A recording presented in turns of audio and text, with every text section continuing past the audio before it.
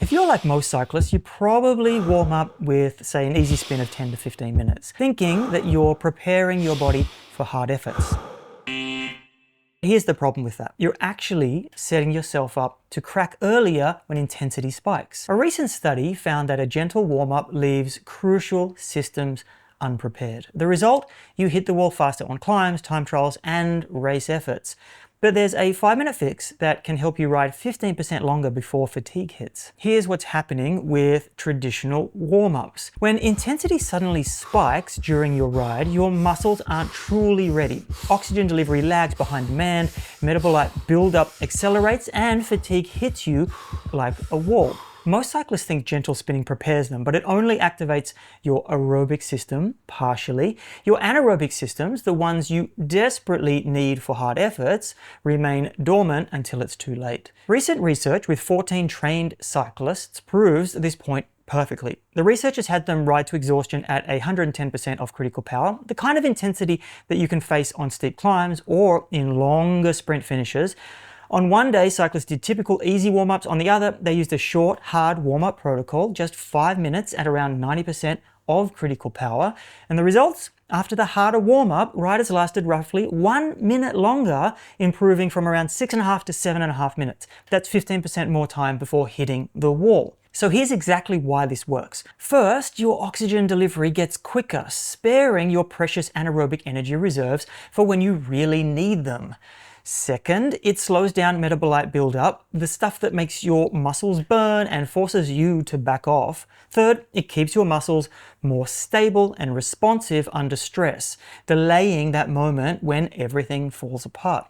I'll cover the exact warm-up in just a moment, but first I want to share something interesting that one of my athletes noticed on his steady endurance rides. His heart rate would steadily rise for about 45 to 60 minutes, then surprisingly drop even though his power stayed constant.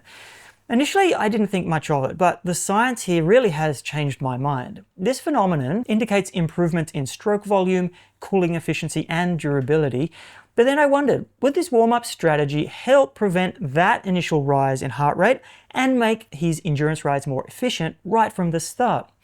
Is the extra effort in warming up worth it even for lower intensity sessions? While the study doesn't directly test endurance rides, it's likely that a short priming effort could stabilize your cardiovascular response earlier, leading to a more efficient ride overall. But outside of that, here's when you should definitely use this warm-up. Short time trials or crits, because it helps you handle explosive starts without burning matches early.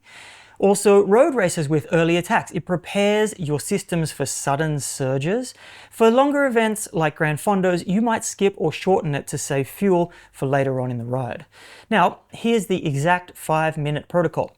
Start with 2 to 3 minutes of easy spinning to get blood flowing. We're not counting this, but then you build to 90% of your critical power. That's where you're hard, but sustainable riding for about 5 to 10 minutes if you had to. Hold this intensity for exactly 5 minutes and you should feel like you're working but not gasping for air.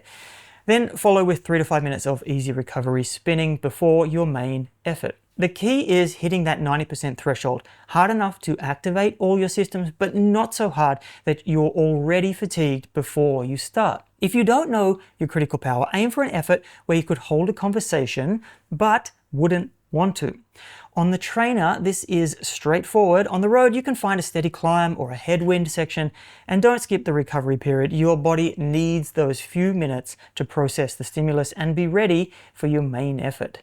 This simple change in warm-up routine can genuinely transform your performance on hard efforts. Instead of cracking early when the pace lifts, you'll have the systems ready to respond. So watch your heart rate and power closely when you do it. And if you want to learn how to ride faster on longer rides, check out this video here.